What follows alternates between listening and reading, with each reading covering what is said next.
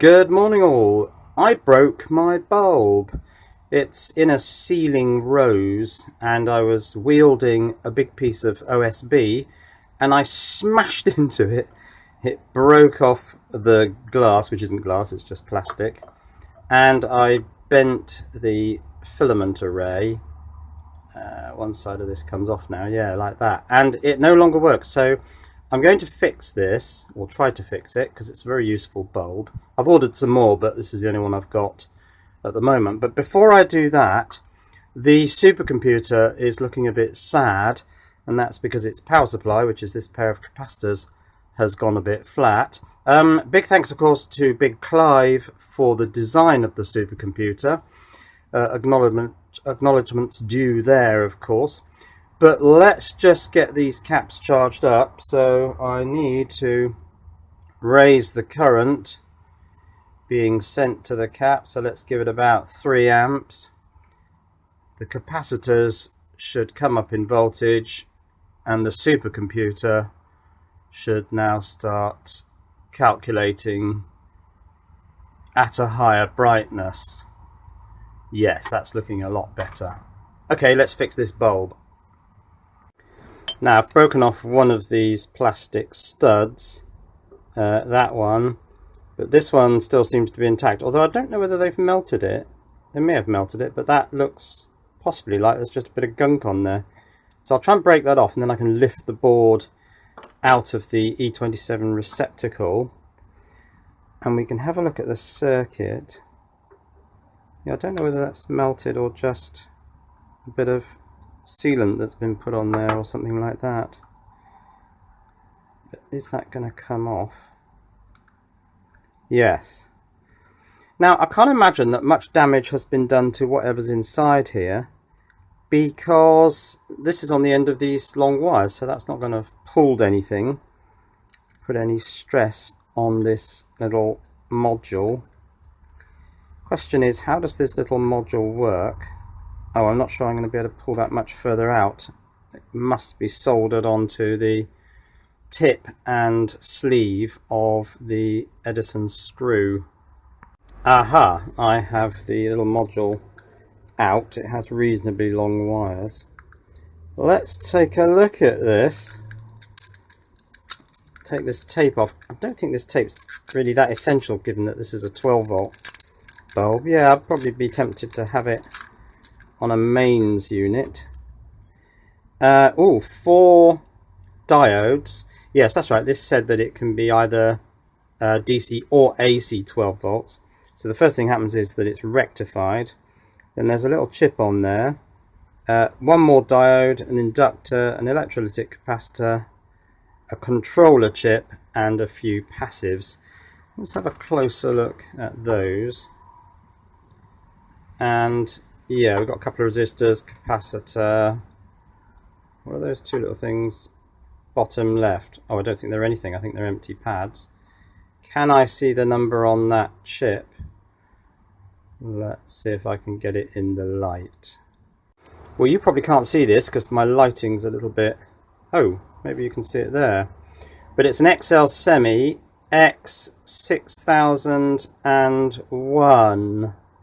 Now, is that a boost converter? Does it boost the 12 volts up to something higher? Because there are a lot of LEDs in series along these filaments. So my guess is that an XL X6001 is a boost converter. Let's check it out. And yes, the XL6001 is a 400 kilohertz 32 volt 2 amp switching current boost LED constant current driver. So it looks like it's designed specifically for LEDs. Directly drive 3 to 8 series 1 watt LEDs. So how many LEDs are in series here? This should run off a 9 volt battery, it would be my guess. And it doesn't work. So what would have broken? Don't think that. This must have broken. So are these all intact? Oh, they're not. That one has broken. Ah, okay. Well, I wonder if I can hold it back together. while I attach the 9-volt battery. I don't know what voltage is going to be on here. It could be quite a lot, but let's see. Yeah, it's not really working, is it? Oh yes, there was a flicker then. So I reckon, yeah, I saw a flicker then. Yeah, there it is. So all I need to do is fix that broken joint, if indeed I can. So does that mean that all of these are in series? That's a colossal voltage that it must be generating if all of these are in series. Wow. Yeah, I think it's going to be difficult to try and fix this joint. In fact, I'm tempted now to just solder a wire across that LED string and have the remaining 5 strips. Now, yeah, this is going to be set up for generating a voltage for the larger number of LED strips, but it might still be fine because there'll be more current, so that might load this down a bit. Yeah, it'd probably work if I just solder a link across there. I think that's what I'm going to do. But perhaps first I'll just scrape a bit of this, because the first LED I can see is a couple of millimeters down. So if I scrape a bit of this jelly off, I might find there's a solderable track. There is a track of some sort under there actually.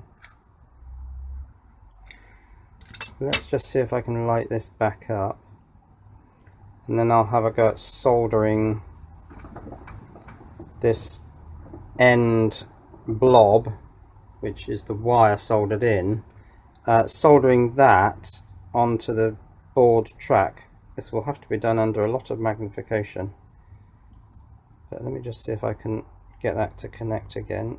Oh, it's very fiddly. 9-volt battery, where's that gone? Yes, I'm seeing sparks actually when this connects. I don't know what voltage is on here, but it's probably quite high. I can't feel anything.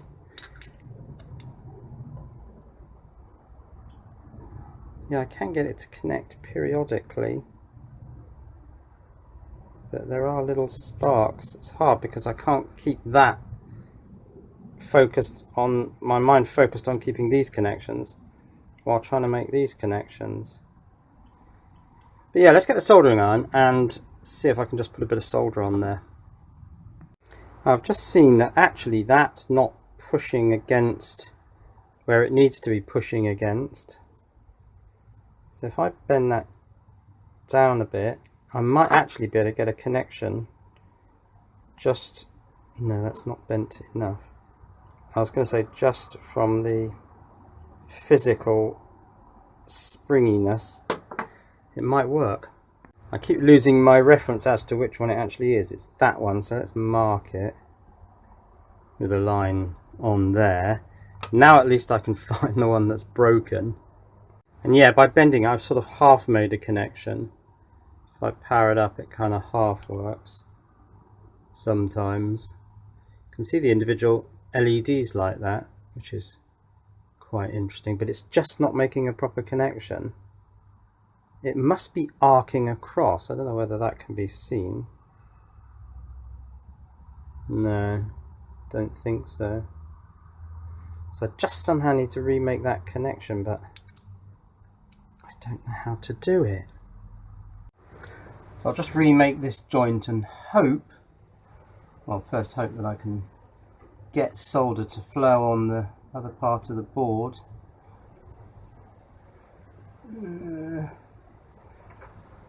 Seems unlikely at the moment. Let's try the battery on that. Oh, well, that works. Look at that. Now it's going to be quite fragile, I'd imagine. So, well, let's put it all back together and see if it works in the light fitting. I suppose I can put what's left of the yellow tape back around this, although it doesn't feel very sticky now. But I might as well cover it as best I can and hope that it hangs together while I put it together. and stick it back in the ceiling. In you go. That's it. And in you go.